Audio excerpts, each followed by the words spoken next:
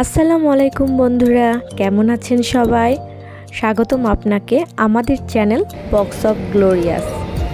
হ্যাঁ, কক্সবাজার থেকে আপনাদের জন্য আরও একটি সুন্দর ভিডিও নিয়ে আসলাম। আমি নদী। কেমন আছেন আপনারা সবাই? আজকে আসলাম লাবণী বিচের একটি ভিডিও নিয়ে। লাবণী পয়েন্ট সম্পর্কে আপনারা তো সবাই জানেন, নতুন করে বলার কিছুই নেই।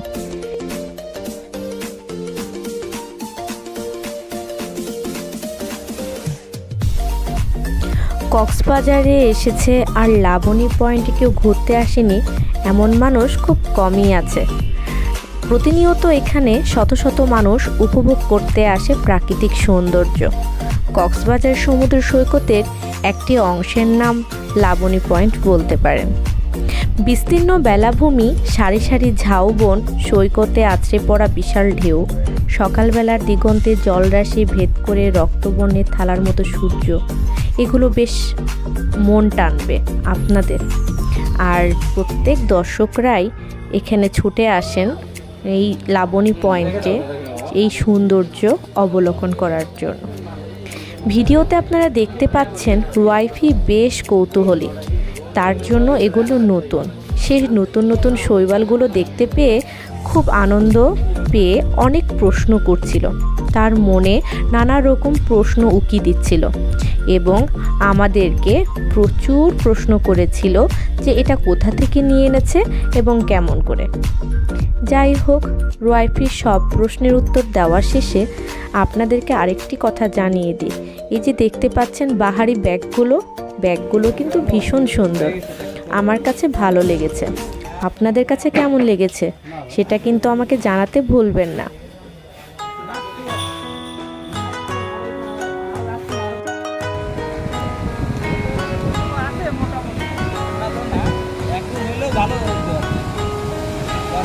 সৌন্দর্যের পসরা নিয়েই বাংলাদেশের দক্ষিণ পূর্ব উপকূলে রচনা করেছে পৃথিবীর দীর্ঘতম সমুদ্র সৈকত কক্সবাজার। প্রায় 120 কিলোমিটার দীর্ঘ, বাংলাদেশের পর্যটন রাজধানী বলা হয় এই জায়গাটিকে। সড়কপথে ঢাকা থেকে প্রায় 450 কিলোমিটার এবং চট্টগ্রাম থেকে প্রায় 150 কিলোমিটার দূরে রয়েছে নয়নাভিরাম এই সমুদ্র সৈকত। এখনকার সমুদ্রের পানিতে গোসল, সূর্যাস্তের মনোহরা দৃশ্য দেখেও ভালো লাগবে সবার। আর কক্সবাজার সমুদ্র সৈকত ভ্রমণের শুরুটা হতে পারে লাবণী পয়েন্ট থেকে, তাই তো আমরা লাবণী পয়েন্ট থেকে সমুদ্র সৈকত ভ্রমণটা শুরু করেছিলাম। খুব সুন্দর এবং অনেক আনন্দের মাঝে আমরা তিনজন মিলে এই সময়টা পার করেছি। লাবণী বীচ ধরে হেঁটে হেঁটে পূর্ব দিকে সোজা চলে যাওয়া হিমছড়ির দিকে আমরা গাড়িতে করে পরে হিমছড়ির উদ্দেশ্যে রওনা দিয়েছিলাম।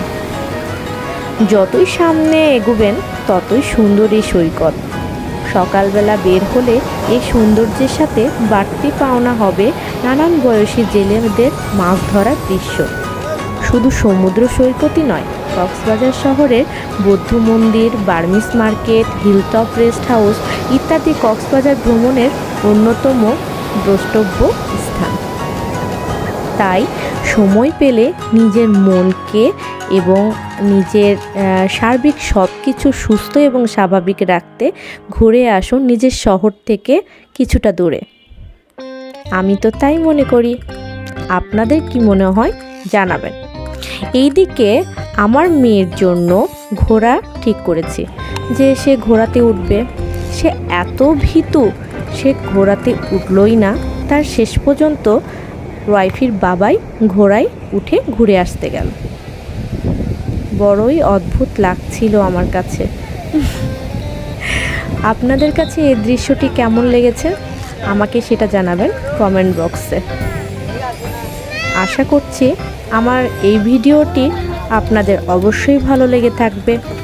যদি সত্যি সত্যি ভালো লেগে থাকে তাহলে এখনও পর্যন্ত যারা সাবস্ক্রাইব করেনি সাবস্ক্রাইব করে ফেলুন আর বেল আইকন বাটনটি প্রেস করে নোটিফিকেশনের জন্য আপনার প্রস্তুত থাকুন আমার নেক্সট ভিডিওর জন্য।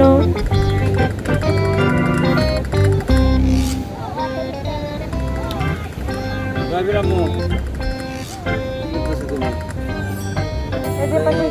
খেলা খেলবে সমুদ্রের পাড়ে খেলতেছে এখানে।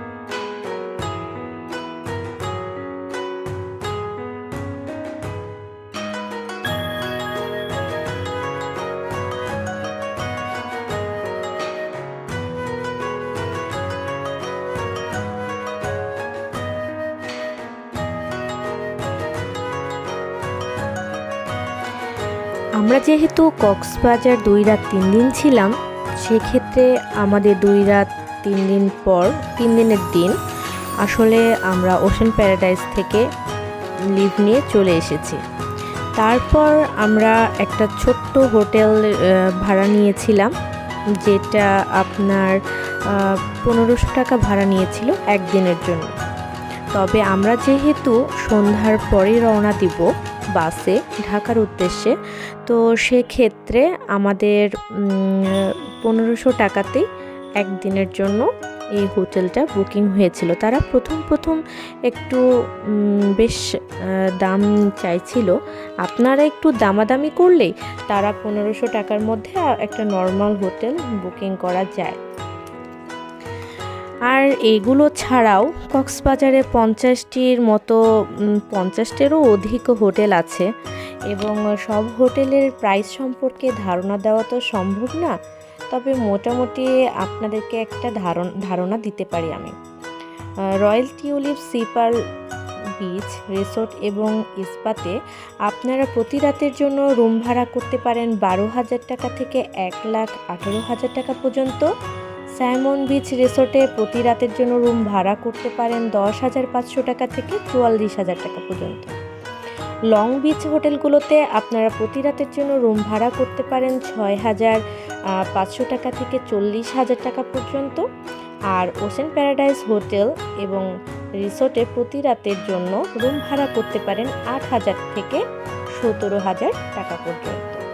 সিগাল হোটেলেও আপনারা রুম ভাড়া করতে পারেন 5,500 টাকা থেকে 40,000 টাকা পর্যন্ত। এরকম আপনারা আরও প্যাকেজ এবং ইনফরমেশন যদি জানতে চান, তবে কমেন্ট বক্সে আপনারা জানতে চান যে কোন হোটেল সম্পর্কে আপনারা ধারণা চাইছেন, তাহলে আমি আপনাদেরকে সেটা জানিয়ে দেব।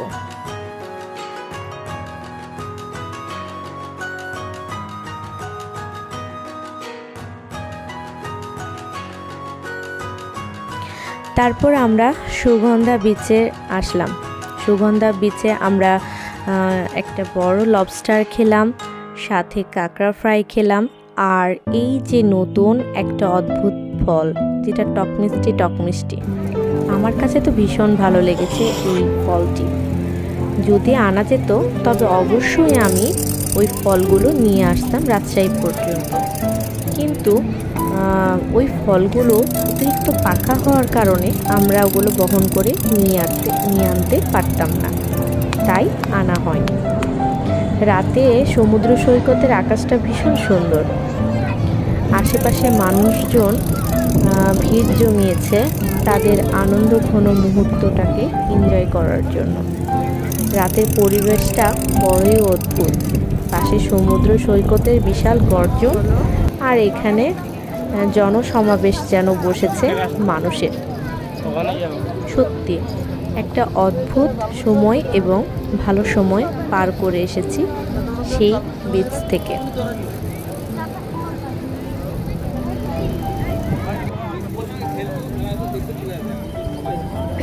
একটা কথা তো বলতেই ভুলে গেছি, এই যে বার্মিজ মার্কেটগুলো আপনারা দেখতে পাচ্ছেন, এখানে প্রত্যেকটি জিনিসের দাম বেশ এক্সপেন্সিভ। তাই আপনারা যখন এখান থেকে কোনো জিনিস কিনতে যাবেন অবশ্যই একটু দামাদামি করে নিলে তারা আপনাদের জন্য একটা ভালো দাম সাজেস্ট করবে। আপনাদের বাজেটের মধ্যে যদি হয় তাহলে আপনি আপনার প্রিয় জিনিসটি কিনে নিতে পারেন। তবে এখানকার সবচেয়ে ইউনিক যে জিনিসগুলো আমার লেগেছে সেটা হচ্ছে এই যে শঙ্খগুলো ভীষণ সুন্দর লেগেছে আমার। শঙ্খ, শৈবাল, শামুক